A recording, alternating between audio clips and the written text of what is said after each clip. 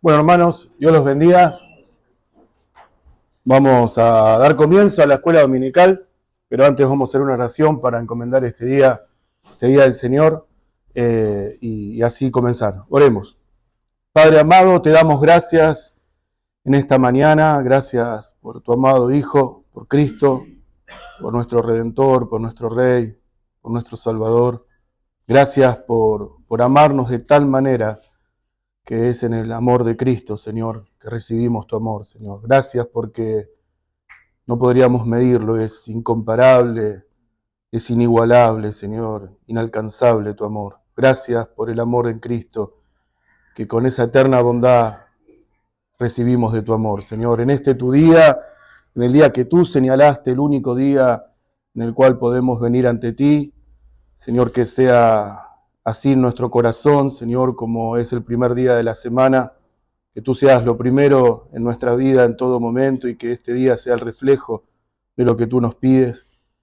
Señor, que podamos considerar este día para que en nuestra boca y en nuestro corazón estés continuamente y que en este día, Señor, en el cual podemos pasar comunión los unos con los otros, que podamos edificarnos en Cristo, Señor. Gracias por permitirnos como iglesia poder encontrar este beneficio, esta bondad, Señor, de poder edificarnos en tu palabra, en tu verdad, Señor. Gracias porque es un regalo que tú le das a la iglesia, Señor, y que podamos tenerlo como tal y disfrutar de este día de esta manera, Señor. Te pedimos que podamos tener nuestro corazón abierto a tu palabra, en lo que hemos de escuchar en el día de hoy, tanto ahora en la enseñanza de la escuela como en el culto, Señor, que podamos nuestro corazón ponerlo a disposición de tu palabra para que nos hable, para que nos edifiques y para que nos formes conforme a la imagen de tu Hijo. En tu santo y bendito nombre te damos gracias, Señor, en el nombre de Jesús. Amén. Bueno, hermanos, seguimos, falta poco para ir terminando, pero todavía queda algún tramo en el cual tenemos que ir pasando en cuanto a este orden de la salvación. Y ya hemos visto, siempre hacemos un pequeño repaso para ir entrando en lo que vamos a ver hoy. Hablamos en su primera clase de lo que significa el llamado eficaz, cómo Dios nos llama eficazmente, cómo Dios en ese llamado eficaz hace un cambio en el corazón, que es a través de la regeneración. En esa regeneración Dios transforma ese corazón de piedra en un corazón de carne. Vimos también la conversión, que la conversión habla del arrepentimiento de nuestros pecados y de la fe para el Señor Jesucristo, que debe estar acompañado. Vimos también la justificación, en la cual Dios perdona nuestros pecados y de esa manera es que podemos venir ante Él y su justicia en su obediencia perfecta y en su muerte en la cruz del Calvario quitó el peso que cargábamos. Vimos la semana pasada, vimos lo que es la adopción por amor, ese amor eterno, ese amor que sobrepasa todo entendimiento, ese amor sublime de Dios, es al cual nos ama y por eso nos ha adoptado como sus hijos, y no solamente que nos ha adoptado, sino que también nos ha dado los mismos beneficios de hijo, somos coherederos con Cristo, y esa es la razón y los beneficios de ese amor. Pero vamos a hablar de un tema importante, que es la santificación.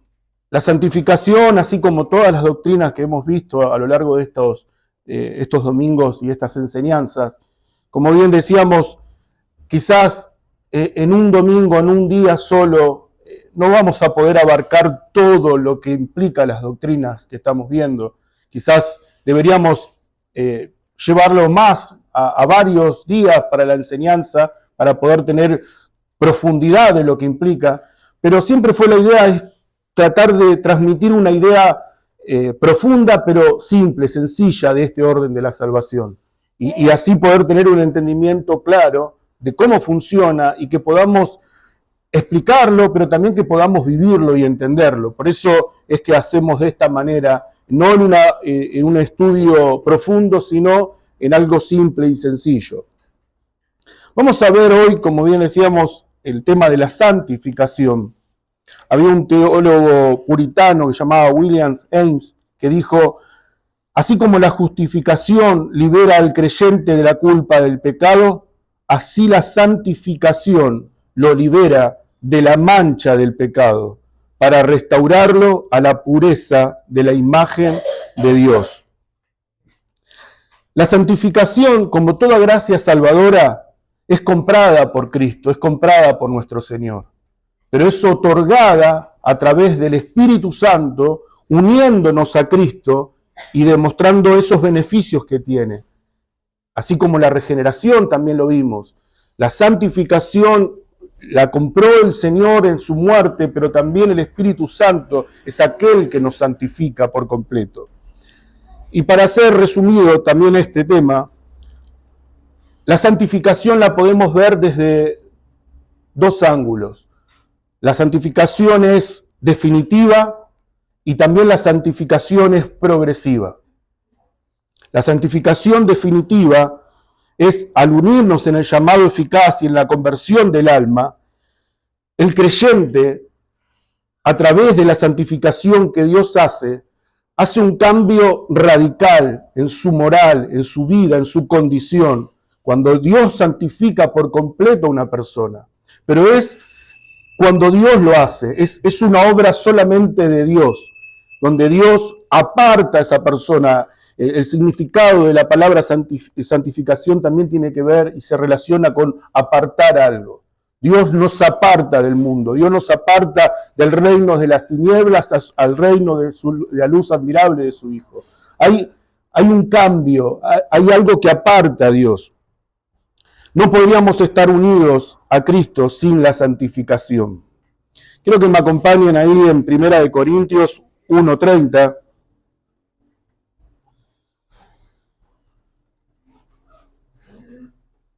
Primera de Corintios, capítulo 1.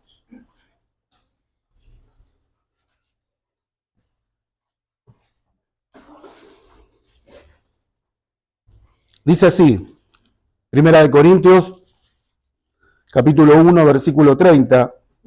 Mas por él estáis vosotros en Cristo Jesús, el cual nos ha sido hecho por Dios sabiduría, justificación, santificación y redención, para que, como está escrito, el que se gloríe, gloríese en el Señor. Es una obra que Dios hace en la santificación. Como decíamos, lo que hace la la santificación es producir un cambio moral y un cambio en la condición espiritual del creyente. Otra cosa que hace la santificación es destruir el dominio que el pecado ejercía sobre la vida de un hijo de Dios.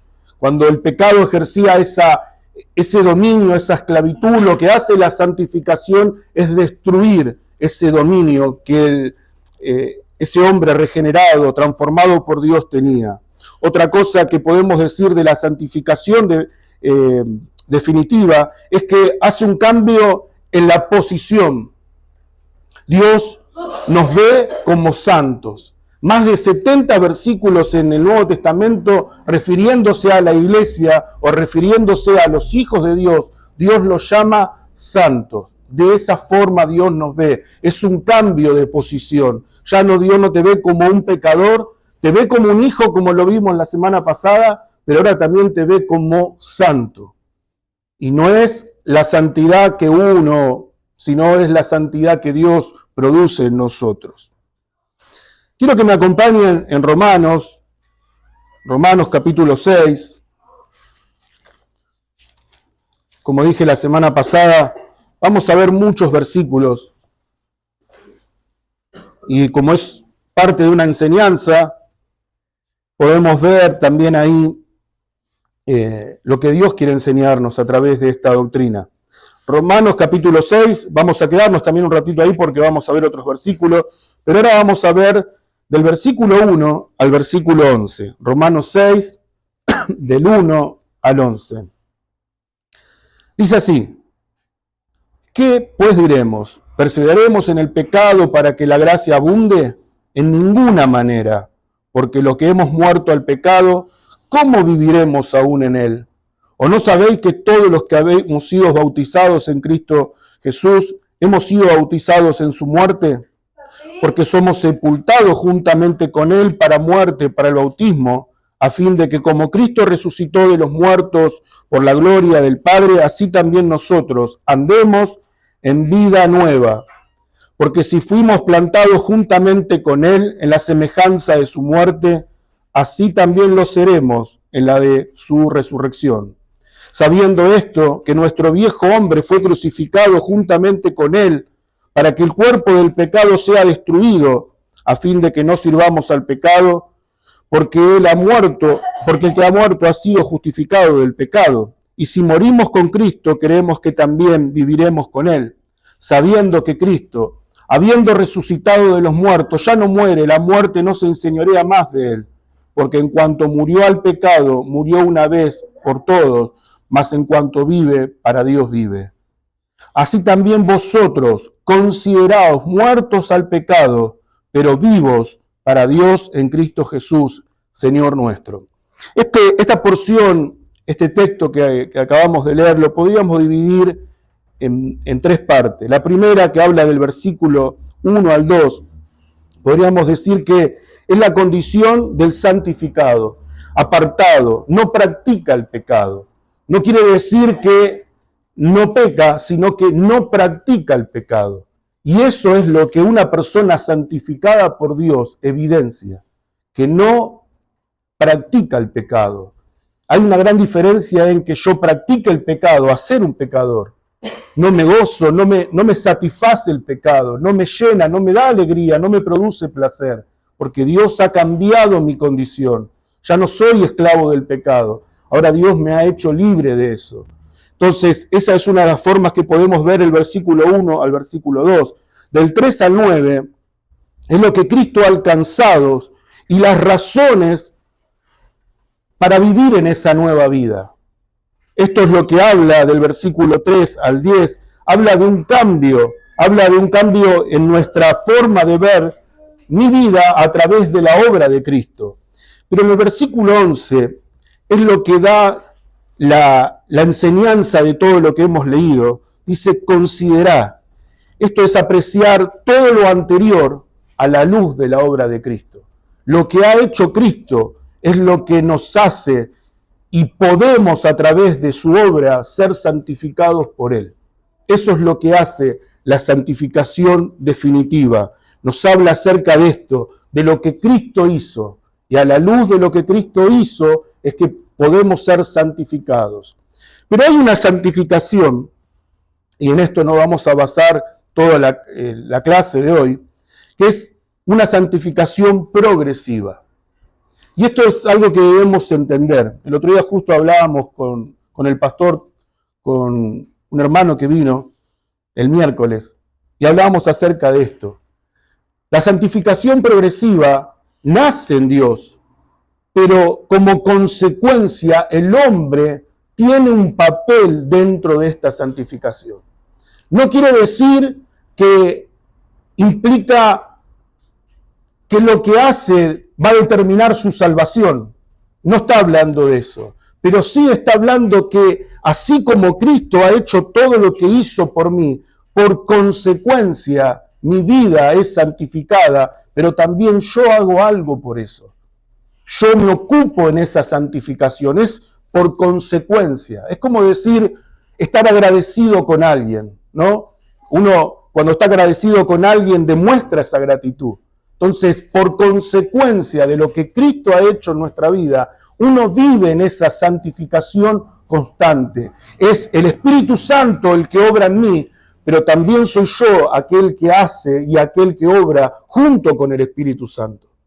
No es un labor solamente de Dios y yo digo, bueno, si vos querés santificarme, santificame vos, yo no sé cómo hacerlo, yo no voy a hacer nada. No, es una consecuencia, demuestra mi vida que Dios ha hecho en mí algo y por eso vivo buscando esa santidad en mi forma de vivir, en mi forma de caminar. Romanos, ahí por eso les decía que no cierren, Romanos 6, del 19 al 22, dice, hablo como humano, por vuestra humana debilidad, que así como para iniquidad presentaste vuestros miembros a iniquidad, presentáis vuestros miembros para servir a la inmundicia y a la iniquidad. Así ahora, para santificación, presentaos vuestros miembros para servir a la justicia. Porque cuando eras esclavo del pecado, eras libre acerca de la justicia. Pero ¿qué fruto tenías de aquellas cosas de las cuales ahora os avergonzáis? Porque el fin de esas cosas es muerte. Mas ahora que habéis sido libertados del pecado y hechos siervos de Dios, tenéis por fruto la santificación y como fin la vida eterna. Este pasaje nos da la claridad de entender de que uno debe ocuparse de estas cosas, ocuparse en la santificación. Es un trabajo que Dios hizo, pero ¿cómo hablaba acerca de este versículo de la condición, cómo era antes nuestra vida? Esclava del pecado, esclava de iniquidades, y ahora Dios ha transformado eso. Y por consecuencia, yo vivo como fruto la santificación. De eso se trata lo que es la santificación progresiva. Habla de ocuparme, yo debo ocuparme en cuanto a esto. Y hay un llamado de Dios a esto. Dios nos llama, la palabra dice, sé santo, ¿por qué? Porque yo soy santo, dice Dios. Entonces ahí da una evidencia. Si Dios es santo, yo debo ser santo, debo vivir esa realidad, debo practicar esa realidad. Como antes practicaba el pecado y me gozaba del pecado, ahora debo practicar la santidad como estilo de vida, como una forma de vida. Eso es lo que Dios nos llama. Somos hijos obedientes del nuevo pacto y debo cumplirlo con temor y con reverencia a Dios. Hay gente que confunde la reverencia con el legalismo, y la reverencia a Dios nos habla de cómo yo amo a Dios y por ende es que vivo esa vida santa. No es legalismo, es ser consecuente con lo que digo y con lo que vivo, y también tiene que ver con cuánto amo a Dios. Y por eso soy una persona que quizás puedan mirar a algunos como legalista, pero ser reverencial a Dios no habla de legalismo. Y no hay que confundir esas cosas. Primera de Tesalonicenses.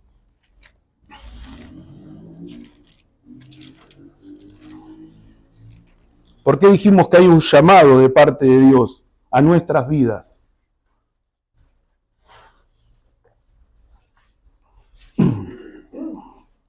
Primera de Tesalonicenses, capítulo 4, versículos 2 y 3, y después vamos a leer el 7. Versículo 2 dice, porque ya sabéis qué instrucciones os dimos por el Señor Jesús, pues la voluntad de Dios es vuestra santificación y que os apartéis de fornicación. O sea, ¿cuál es la voluntad de Dios? Dice, nuestra santificación. Ese es el llamado que Dios tiene sobre nosotros. Dios nos llama a santificarnos. Como decíamos, hay una santificación que es definitiva, es el comienzo, es cuando Dios nos llamó, es cuando Dios regeneró nuestro corazón. Hay un cambio en ese momento, pero después debe ser un cambio progresivo en mi vida, continuamente. Y de eso está el Espíritu Santo y estoy yo a su lado, peleando por esto, luchando por esto, para que cada día se haga una realidad. Versículo 7 de este mismo capítulo dice, pues no nos ha llamado Dios a inmundicia, sino a ¿qué? A santificación. Hay un llamado de parte de Dios en el cual debemos vivir. Y como decíamos, nuestra forma de vivir tiene que demostrar que hemos sido santificados por Dios. Hay un llamado de parte de Dios y debemos responder a ese llamado. Cualquiera que pueda llamarte legalista estará equivocado, pero que vos vivas una vida en santidad y que busques la santidad como forma y vida de agradecer a Dios, eso habla de un corazón santificado. Eso habla que ha sido el poder de Dios efectivo en nuestra vida. Quiero que me acompañen y vamos a hacer el estudio a partir de ahora de nuestra confesión de fe en el capítulo 13. Y habla acerca de esta doctrina de la santificación. Y la verdad que tenemos un privilegio de tener este documento, como dice nuestro pastor, porque nos ayuda a tener un entendimiento claro. Estos hombres no lo hicieron de un día para otro, no lo hicieron en una mañana y escribieron a ver qué podemos decir. Hubo un trabajo y la verdad que cuando uno ve las palabras y ve cómo lo demuestra, nos da un entendimiento claro. Vamos a leer el párrafo 2 y el párrafo 3. En el párrafo 2 vamos a ver 2 puntos que nos hablan acerca de esta santificación y en el párrafo 3 vamos a ver otros 3 más. Dice así, párrafo 2 del capítulo 13. Esta santificación es por completo en el hombre, en su totalidad, aunque imperfecta en esta vida. Aún quedan algunos remanentes de corrupción en cada parte, donde surge una guerra continua e irreconciliable, el deseo de la carne siendo contra el espíritu y el del espíritu contra el de la carne. Hasta ahí vamos a leer y vamos a ver de qué se trata esta descripción de la santificación progresiva. Lo primero que vamos a ver es que la santificación es en su totalidad. En la primera parte del párrafo dice, esta santificación es por completa en el hombre en su totalidad. Dios no quiere que la santificación sea en algunas áreas de tu vida, en algunos aspectos de tu alma. No, Dios quiere que la santificación sea en su totalidad, por completo. Ahí en Primera de Tesalonicenses, que estábamos recién, versículo 23 del capítulo 5, dice así, Primera de Tesalonicenses 5, 23, y el mismo Dios de paz os santifique por completo, y todo vuestro ser, espíritu, alma y cuerpo, sean guardados irreprensibles para la venida de nuestro Señor Jesucristo. Algo para aclarar en este versículo. Cuando se refiere a todo vuestro ser, espíritu, alma y cuerpo, no se está refiriendo a la descripción de cómo se compone el hombre. No es que el hombre es alma, cuerpo y espíritu. El hombre es alma y cuerpo o espíritu y cuerpo. El alma y el espíritu son términos intercambiables. Uno puede estar triste de espíritu o triste de alma. El Señor ha mostrado que he estado triste en espíritu y triste en el alma. Son términos intercambiables. No está queriendo describir este pasaje una descripción del hombre, sino lo que está haciendo énfasis es en la totalidad. Es como decir, amar a Dios con toda nuestra alma, con todo nuestro ser, con toda nuestra fuerza. No está diciendo que con esas cosas tenés que amarlo. Está hablando en una descripción de en su totalidad, con todo tu ser, con todo tu corazón debemos amar a Dios. Y en cuanto a la santificación de lo que está diciendo en su totalidad. Debemos buscar esa santificación en todo nuestro ser, en toda nuestra vida. Y eso es lo primero que vamos a ver. Primera de Pedro, capítulo 1.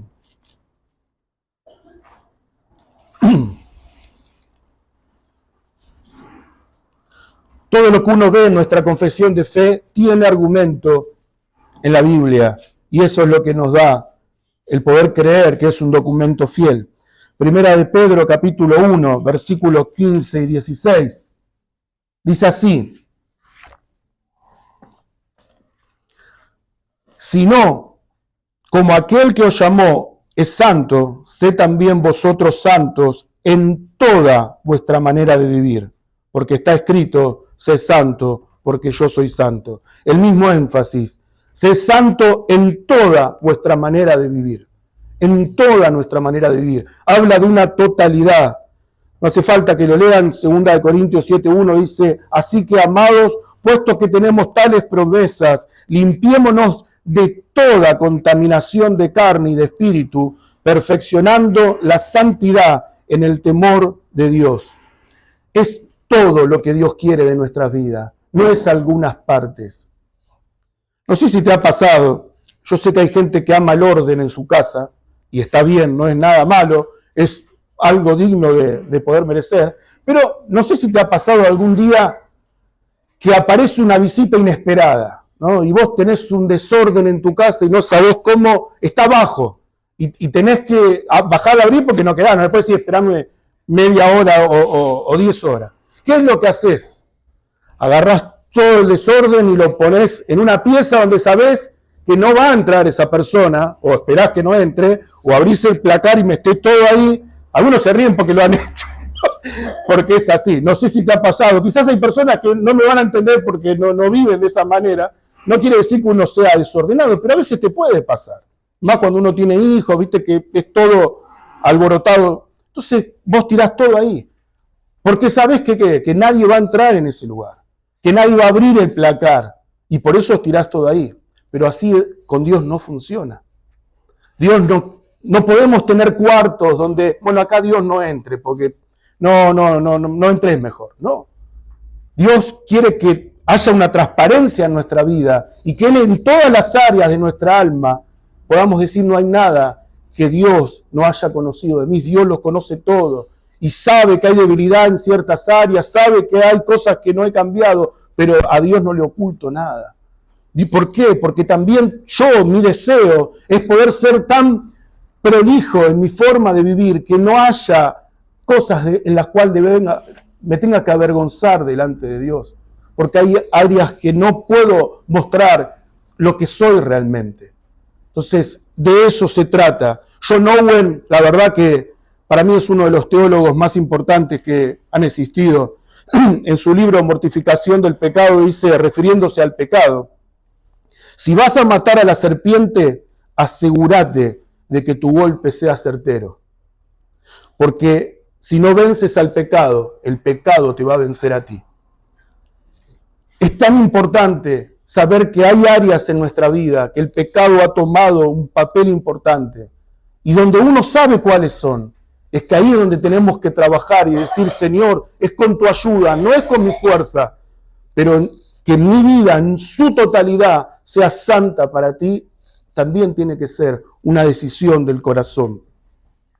Algunos consejos prácticos con respecto a este punto que habla de la santificación en su totalidad. Debemos escuchar a otros. Yo tengo la gracia de tener a mi esposa, que mi esposa, además de ser mi esposa, es como una amiga para mí, porque me conoce tal cual soy. Sabe mis caras cuando me estoy por enojar, sabe mis caras cuando me disgusta algo, sabe lo que voy a decir, me conoce. Ha pasado mucho tiempo a mi lado y me conoce. Y es importante. Yo siempre le digo, no me digas cuando estoy enojado, esperá un momento y después decímelo, marcame todo lo que quiera, pero no me lo digas cuando estoy enojado. Pero me lo dice y todo lo que me dice es verdad, porque me conoce. Todos tenemos una persona a nuestro lado que nos conoce realmente como somos. Y es importante buscar el consejo de una persona sabia o de tu pastor que también pasa tiempo con vos y te conoce y poder rendir cuentas con él, decir, hermano, hay algo que no está bien en mí y necesito ayuda. El buscar el consejo de alguien que te puede ver de otra manera, que te puede ver y te puede ayudar. Y esto no es con ánimo de juzgar, sino con un ánimo de ayuda. Porque si uno quiere buscar esta santificación en su vida y en su totalidad, debemos ser consistentes con lo que decimos, debemos ser intencionales con lo que decimos. Y si queremos realmente buscar esa santificación, debemos buscar ayuda. Porque no podemos pensar de que somos tan santos que no sé qué hago, todavía no me llevó el Señor. No podemos pensar así. Y a veces uno comete ese error de creer que todo está resuelto, que no hay nada que cambiar. Tenemos que buscar ese cambio en su totalidad y hay que pedir ayuda. Y también no juzguemos el pecado de otros. Es fácil juzgar el pecado de otros. Es muy fácil. Es más fácil señalar los defectos de otra persona que señalar los míos. Yo puedo juzgar la doctrina de alguien, porque esa doctrina podrá llevar y arrastrar gente al infierno. Pero el pecado, hay tanto pecado en nuestra vida que ocuparnos del pecado de otro es algo que no tiene sentido. No quiere decir que dentro de la iglesia, si hay un hermano que está pecando, yo lo voy a dejar, bastante problema tengo yo para ocuparme del pecado de mi hermano. No, debo ayudarlo, debo exhortarlo, debo corregirlo con amor, pero siempre debo hacer. Pero no el hecho de juzgar. El juzgar está hablando de espalda, señalar al hermano, ¿viste? Mirá este. Eso es lo que Dios nos quiere. Si podemos ayudar a un hermano a su santificación y dar un consejo sabio, bienvenido sea, pero sin ánimo de juzgar, sino con ánimo de amar a mi hermano. Lo segundo que vamos a ver en este párrafo 2 dice así: aunque imperfecta en esta vida, aún quedan algunos remanentes de corrupción en cada parte. Dice que esta santidad es imperfecta, por eso el segundo punto habla de la limitación de la santificación. Aunque sea imperfecta, no es porque es imperfecta de parte de Dios. Dios nada de todo lo que hace es imperfecto. Lo que hace imperfecto esta santidad que Dios derrama es lo que somos nosotros. Nosotros sí somos imperfectos. Y por eso algo perfecto en nosotros, como su santidad en nuestra vida, que es imperfecta, eso es lo que debemos entender.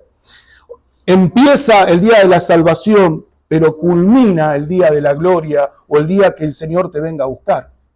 No es que esta santidad, como dijimos, tiene un inicio, pero es progresiva. Y hay cosas que todavía no han sido perfectas, no han sido cambiadas. Y como dice nuestra confesión, es imperfecta. En esto hay una disyuntiva, no solamente en este aspecto, sino en muchos. No sé si lo han escuchado, pero es el ya, pero todavía no. No sé si lo han escuchado. En muchas partes de la doctrina es Dios te salvó, pero vive en una salvación sobre tu vida. El Señor ya reina, pero reinará para siempre. O sea que es ya, pero todavía no. Y eso es lo que hace que en nuestra vida Dios ha hecho una santificación, pero sigue santificándonos cada día. ¿Por qué? Porque vivimos en esta realidad que es imperfecta. Dios nos ve como santos, pero debemos santificarnos. Romanos capítulo 18, y acá vamos a entender mejor de qué se refiere esto de la limitación de la santificación. Romanos capítulo 7. Versículo 18.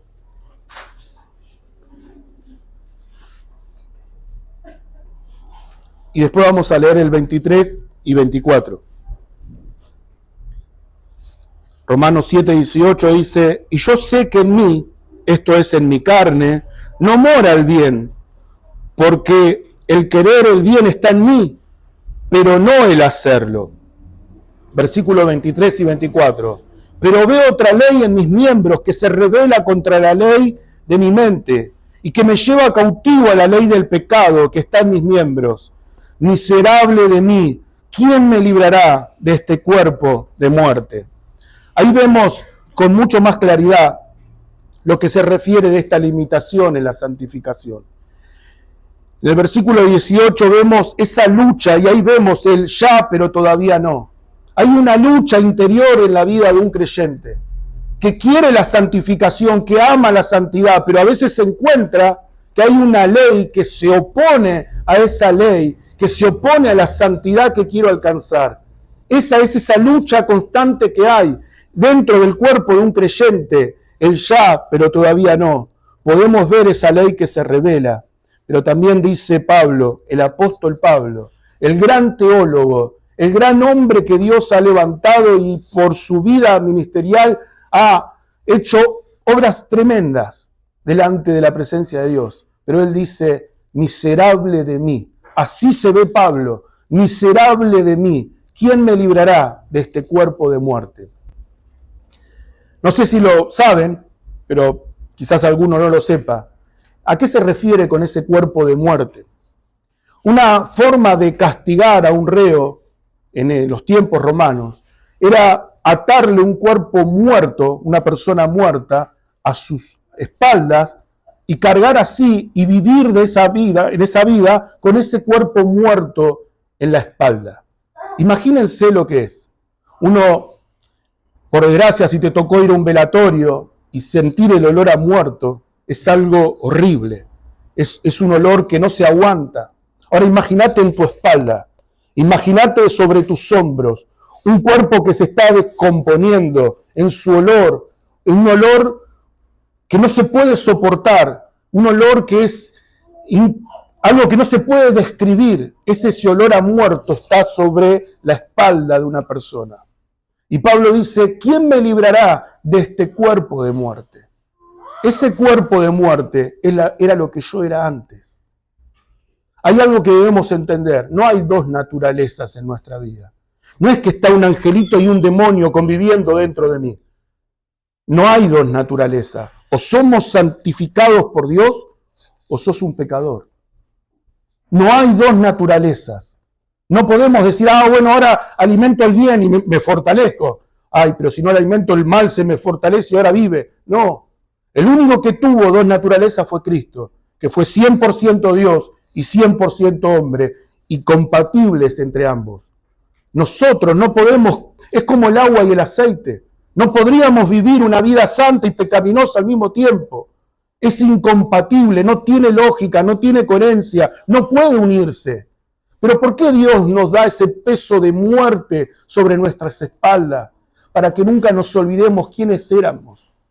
Que miremos atrás y digamos, yo no quiero eso de mi vida. Yo no quiero ese muerto que me llevó a perder mi vida, que me llevó a perder mis años, que me llevó a perder mi familia, que me trajo tantas consecuencias. Ese peso muerto es recordar de dónde Dios me ha sacado, que me ha dado vida estando así, estando muerto. Dios me ha dado vida y me ha levantado entre los muertos y me ve como su hijo. Es eso lo que debemos siempre recordar, que hay un peso muerto en nuestra espalda, pero para no juzgar, sino con el ánimo de poder buscar cada día el ser vivo delante de Dios y no ser un muerto como era antes. Es ese peso que debemos y no tener que soportar ese olor putrefacto a la muerte que tenemos que convivir. Eso es lo que Dios quiere, que haya fragancia de adoración en nuestra vida y no ese olor a muerte, no ese olor a pecado. Y ahí vemos el ya, pero todavía no. Por eso es importante que debemos entender que hay una limitación en cuanto a la santificación y que es imperfecta, pero no con eso tengamos que tener excusa para pecar. Hay una condición que es corrupta dentro de nuestra vida. La palabra nos advierte de eso y dice que el que piensa que está firme, ¿qué dice?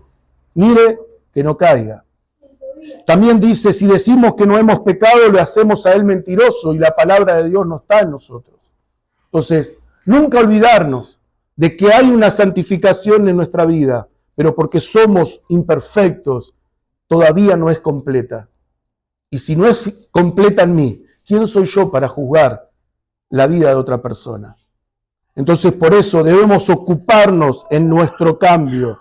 Hay que cambiar esa realidad en nosotros. Y eso nos lleva a decir cuánto necesitamos de la gracia de Dios, cuánto necesitamos de Él para decir, Señor, yo no quiero ser eso que hay en mis espaldas. Yo no quiero ser ese cuerpo de muerte, yo no quiero ser ese muerto. No me tengo que olvidar nunca de dónde me sacaste. Y que siempre Dios esté ayudándome a través de su Espíritu a santificarme. Lo tercero y último que vamos a ver en este párrafo, dice, aunque queda imperfecta esta vida, aún quedan remanentes de corrupción en cada parte, de donde surge una guerra continua e irreconciliable de la carne, siendo contra el espíritu y el espíritu contra la carne. El segundo aspecto que vamos a ver dentro de esta santificación es que es una guerra continua e irreconciliable. Spurgeon decía, ¿qué llevamos dentro de nosotros? Nuestro peor enemigo. Así lo llamaba Spurgeon a nuestro pecado. El escenario donde se disputa esta santificación es en medio de una guerra, no en un salón de belleza. Hay una hermana acá que entiende, no es ir a la peluquería y hacerme un corte y venir reformado y decir, ¿qué corte de reformado que tenés? No habla de eso la santificación. La santificación está en medio de una guerra. Imagínate en medio de una guerra. Vos no estarías peinándote así y que las balas pasen alrededor tuyo y te estés arreglando. ¿Cómo estarías en medio de una guerra? Estarías atento a que tu vida no se pierda. Estarías atento a que nadie te mate. Estarías atento a que nada te pase por encima. Estarías atento a que no te caiga una bomba. En esa condición, en ese escenario, es donde se disputa esta santificación. Imagínense, no tiene que ver con emprolijarme. No tiene que ver con cambiar, como yo siempre digo, un lavado de cara. La santificación es en medio de una guerra y no hay paz con nuestro enemigo. No es que el enemigo te va a decir, bueno, tranquilo, dale, acomodate un poquito, que yo no hago nada. El enemigo, el diablo, va a querer que tu vida sea destruida. Y por eso uno tiene que entender que no hay paz con mi enemigo. Dios nos dio la victoria. Ya nos dio la victoria. Él ya venció la muerte, venció al pecado. Pero la guerra no terminó. La guerra continúa. Y eso es lo que tenemos que entender. Que en ese escenario de guerra es donde yo tengo que buscar esta santificación. En la Segunda Guerra Mundial, como así en muchas guerras, cuando una de las partes levantaba la bandera blanca en rendición, muchos pelotones que a lo mejor no sabían de que su pueblo, su nación había declarado que se declaraban vencidos, seguían peleando. ¿Por qué? Porque ellos no sabían que la guerra había terminado y seguían peleando. Nosotros, hasta que el Señor no venga, tenemos que entender que hay una guerra. Y en ese escenario es donde tenemos que buscar esta santificación. Dice que es irreconciliable. No podés negociar con este enemigo. No hay treguas. No podés negociar algo con el pecado y decirle, bueno, mira, vamos a hacer una cosa, tratemos de... Hoy es domingo, es el día del Señor, no estés tan encima mío. No, hoy es Navidad. No, el enemigo no tiene piedad. El enemigo quiere tu destrucción. El enemigo quiere ver tu vida destruida. Entonces yo tengo que entender esto, que no puedo darme el privilegio de bajar los brazos, de bajar mi defensa, porque el enemigo no va a tener piedad sobre mi vida. Y eso es lo que yo tengo que entender. Este enemigo que quiere la destrucción de tu alma no va a hacer tregua con vos. No hay paz con el enemigo y no hay paz con tu pecado. No creas que vas a estar en paz con tu pecado. Tu pecado te va a alcanzar, tu pecado te va a destruir. Y eso es el propósito. Y por eso tenemos que entender que esta santificación tiene que ir en aumento, tiene que crecer, porque no hay paz con mi enemigo. Gálatas, capítulo 5.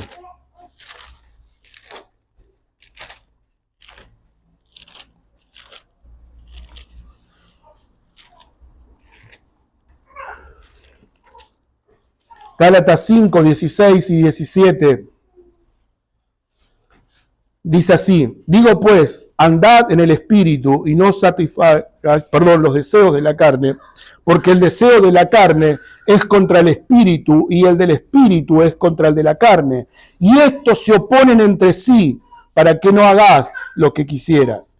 Ahí está esta claridad en cuanto a que son incompatibles, son como el agua y el aceite. No pueden tener una unión, no pueden unirse, no pueden tener un acuerdo. Por eso es que son incompatibles. Hay pecado residual. Mi hijo me está hablando ya. Hay pecado residual en nosotros. Y de eso debemos tratar cada día, de poder ir limpiándonos, porque quedan restos de pecado. Primera de Pedro 2:11 dice que abstengáis de los deseos carnales que batallan contra el alma. Cómo estos deseos carnales batallan contra el alma, nos habla de esto, nos habla de que siempre el enemigo va a querer batallar con nuestra vida. Hay una guerra continua, hay una guerra que es irreconciliable con nuestro enemigo y de esa forma debemos verlo. Vamos a leer el párrafo 3 de nuestra confesión en el capítulo 13. Y vamos a ver los tres últimos aspectos de esta santificación progresiva. Dice así. No sé si alguien tiene ahí para leerlo, si me hace una ayuda para que podamos leerlo, quizás como lo tengo yo, algunos lo tienen de manera distinta y así queda claro. Dale. En dicha guerra, aunque la corrupción que aún queda prevalezca mucho por algún tiempo, la fuerza regenerada triunfa a través de la continua provisión de fuerzas por parte del Espíritu Santificador de Cristo. Y así los santos crecen en gracia, perfeccionando la santidad en el temor de Dios, prosiguiendo una vida celestial en obediencia evangélica a todos los mandatos de Cristo, como cabeza y rey les ha prescrito en sus palabras. Muchísimas gracias, hermano.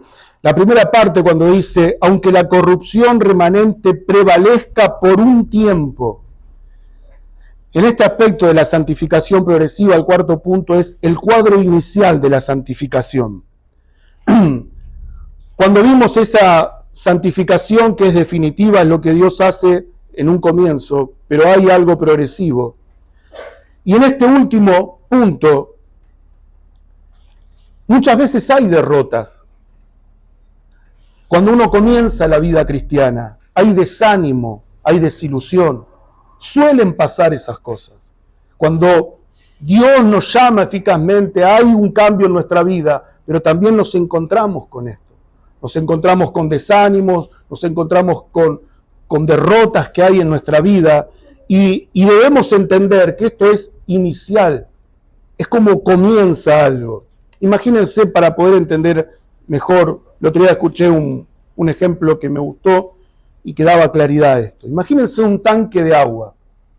Un tanque de agua donde dentro de ese tanque hay agua podrida, agua estancada durante mucho tiempo, se hace todo un moho horrible, un agua verde, agua podrida que no podríamos tomar ni bañarnos, nada con esa agua. Ahora, alguien viene, vacía ese tanque, cae toda esa agua y vuelve a poner agua cristalina, agua pura de manantiales. Parece una propaganda, pero poner un agua así dentro de ese tanque. A simple vista, yo podría asomarme a ese tanque y ver que nada ha cambiado. Parecía que esa agua que veo ahí no es un agua pura y quizás me daría hasta cosa tener que tomar. ¿Por qué? Porque las paredes de ese tanque todavía no han sido limpiadas. Y aunque el agua es pura, es perfecta, es santa, las paredes todavía no lo son. Entonces, ¿cuál es nuestro deber? ¿Cuál es nuestro trabajo? Ir con un trapito y cada día ir limpiando esas paredes que todavía no han sido. Por eso habla de que por un tiempo, en un inicio, pareciera que somos derrotados.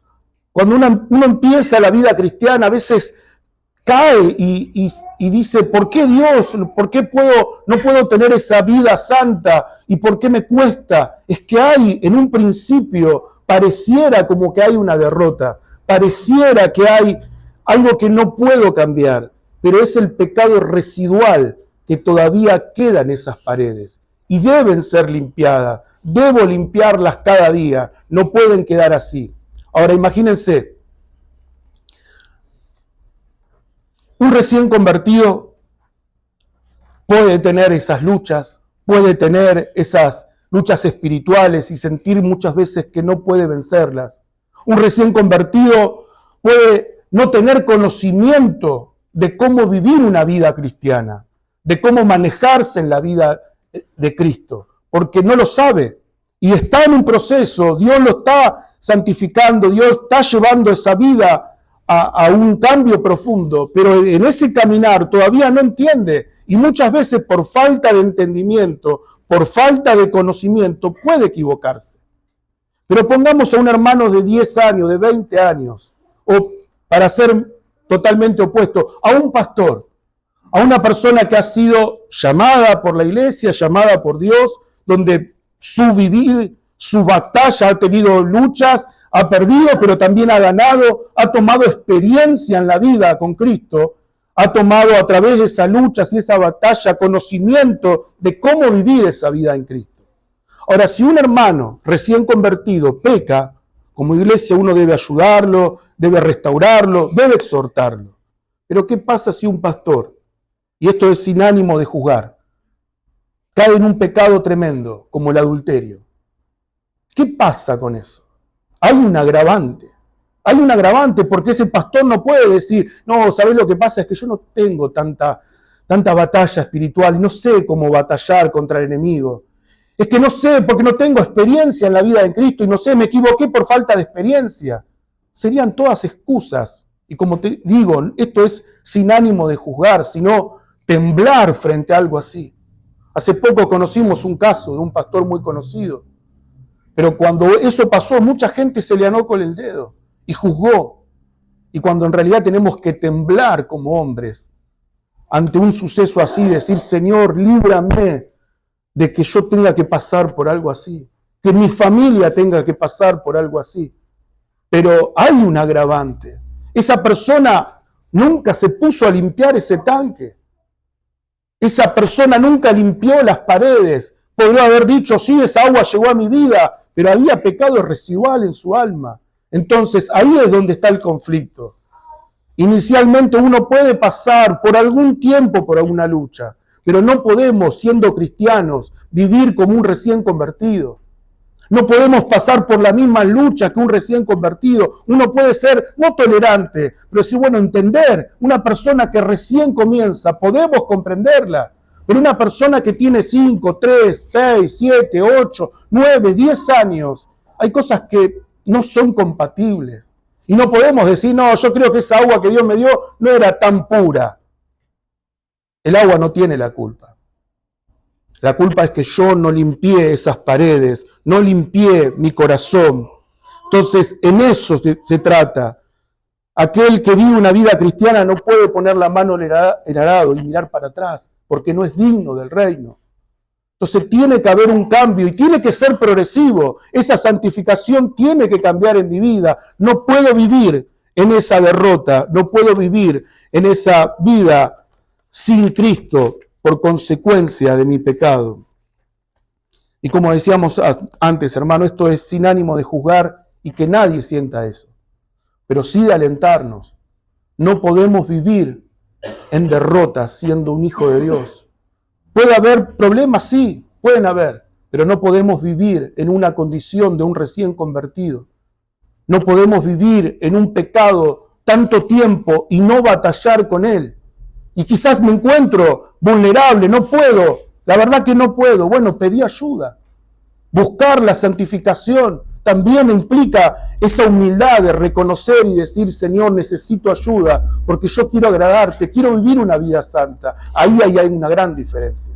Una persona que busca y que necesita ayuda y que la pide correctamente, esa persona realmente quiere y está Dios obrando en él, porque si pone eso en su corazón es porque ese hermano quiere buscar la santificación en su vida. Y debemos vivir así, hermanos. Y no creamos que no necesitamos ayuda. Todos necesitamos ayuda. Y todos necesitamos venir a Cristo y decir, Señor, en esta área me cuesta. No puedo y quiero agradarte y me da vergüenza, pero quiero buscar que eso sea un cambio en mi vida. Lo quinto que vamos a ver, y anteúltimo en este párrafo número 3, nos habla de la poderosa provisión de la santificación. Ahí dice, aún así, la parte regenerada vence mediante la continua provisión de fuerza por parte del Espíritu Santificador de Cristo. Hay esperanzas, hermano. Contamos con esta poderosa fuerza que es el Espíritu Santo sobre la vida de un creyente. Esa poderosa fuerza que Él nos da para poder mortificar cada día nuestros pecados. Él es aquel que nos ayuda. Él es Dios, es el Espíritu Santo que nos ayuda cada día en nuestro vivir, en nuestro caminar. Contamos con esa poderosa fuerza que actúa en nosotros. Es absoluta, es poderosa, pero también dependemos nuestra vida de esa ayuda cada día para poder vencer al pecado. El beneficio del nuevo pacto nos hace que la ley de Dios, que los mandamientos de Dios no sean pesados, no sean gravosos, pero no para acomodarlo a mi criterio. No son gravosos, no son pesados, porque los amo conforme a la voluntad de Dios, no por cómo yo quiero acomodarlos. No me son gravosos porque lo manejo a mi forma, no. No son gravosos porque los amo. Y porque ahora, como soy hijo del nuevo pacto, ahora amo la ley de Dios conforme a su voluntad, y de eso se trata. Agustín de Hipona decía: dame, Señor, lo que me pides, y luego pídeme lo que quieras. ¿Qué es lo que pide el Señor de nosotros? Obediencia a su palabra, santificación. Entonces es lo que Agustín decía: dame eso, Dios, para que yo te pueda responder, porque no hay nada en mí bueno. Entonces este hombre de Dios decía eso: Señor, dame todo lo que me vas a pedir, y luego pedime lo que quieras, porque puedo responder frente a eso. De eso se trata. El Padre nos da la victoria y nos proporciona esa fuerza. Efesios, capítulo 1. Efesios, capítulo 1.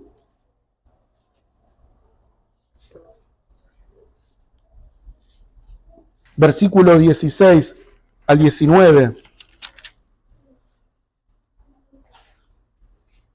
El apóstol Pablo ora por la iglesia y deja 3 beneficios para que esta iglesia pueda vivirlos y conocerlos. 1:16 al 19 dice: no ceso de dar gracia por vosotros, haciendo memoria de vosotros en mis oraciones, para que el Dios de nuestro Señor Jesucristo, el Padre de gloria, os dé espíritu de sabiduría y de revelación en el conocimiento de Él, alumbrando los ojos de vuestro entendimiento, para que sepáis cuál es la esperanza a que Él nos ha llamado, y cuál las riquezas de la gloria de su herencia en los santos, y cuál la supereminente grandeza de su poder para con nosotros, los que creemos según la operación del poder de su fuerza. O sea, lo que el apóstol Pablo les habla de la esperanza a la cual habían sido llamados, de la herencia que tenían con los santos, pero también de esta poderosa arma que ellos contaban, que actúa en el creyente, y esa poderosa arma que actúa en el creyente es Dios, es su Espíritu Santo, que nos lleva a esta santificación progresiva cada día. Lo sexto y último que vamos a ver en el día de hoy, en la parte final del párrafo 3 de nuestra confesión, dice: así los santos crecen en la gracia, perfeccionando la santidad en el temor de Dios, esforzándose en pos de una vida celestial, en obediencia evangélica a todos los mandatos que Cristo, como cabeza y rey, le ha prescrito en su palabra. El último punto de esta palabra de esta charla que pudimos compartir hoy, es la naturaleza del progreso de la santificación. Es un avance continuo.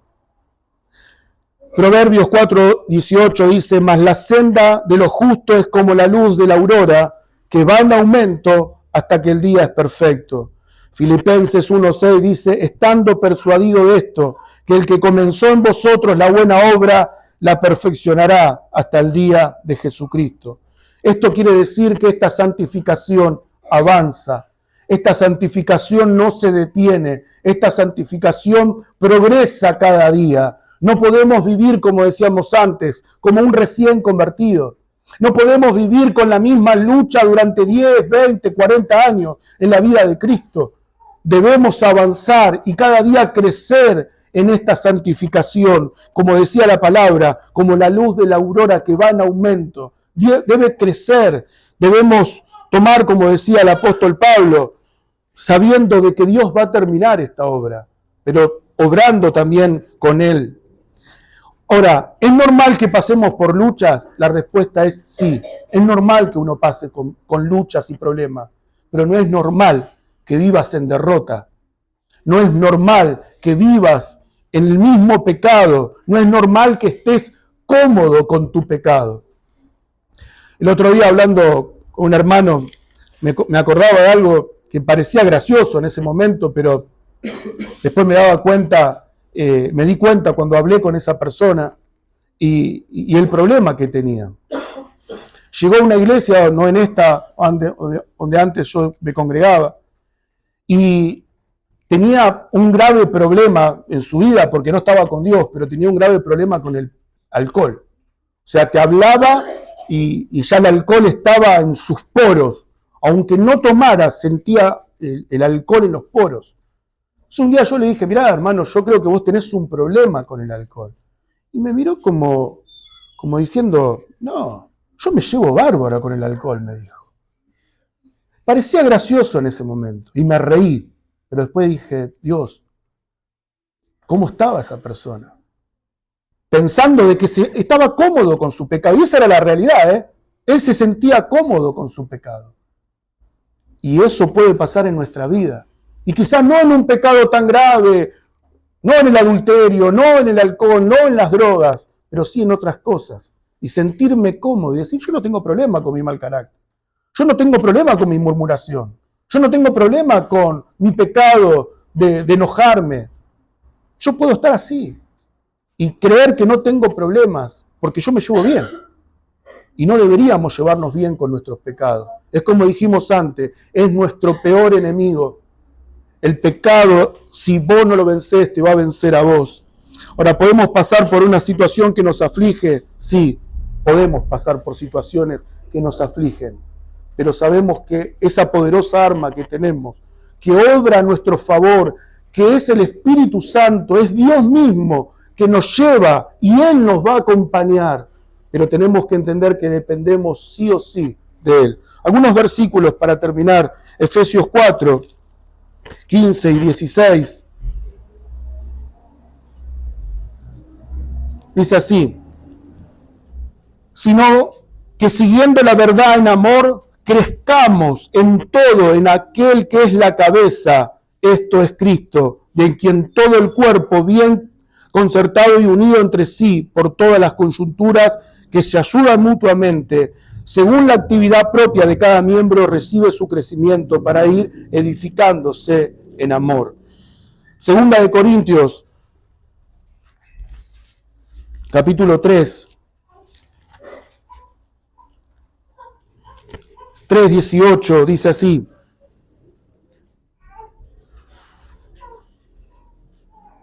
No mira, segunda de Corintios 7:1.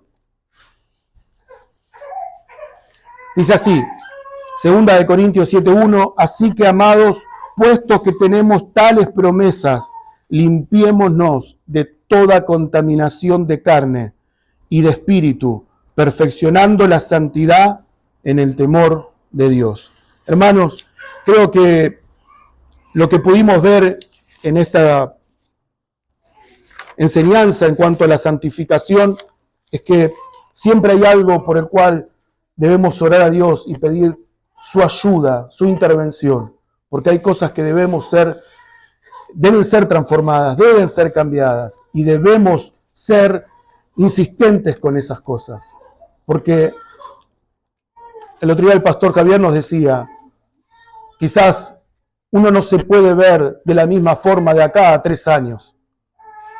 Debemos pensar que de acá a 3 años vamos a estar mejores en muchos aspectos. Y en luchas sí, porque vamos a continuar teniendo muchas luchas. Pero dentro de nuestro corazón, el que podamos decir, gracias Dios, porque ese peso muerto que tenía, ya no siento tanto ese olor como antes lo sentía. Voy viendo cómo me estoy alejando de ese peso muerto. Estoy mirando hacia adelante, estoy mirando hacia Cristo. Estoy avanzando en esta vida. Amén. Oramos y luego tomamos unos minutos antes de empezar el culto general.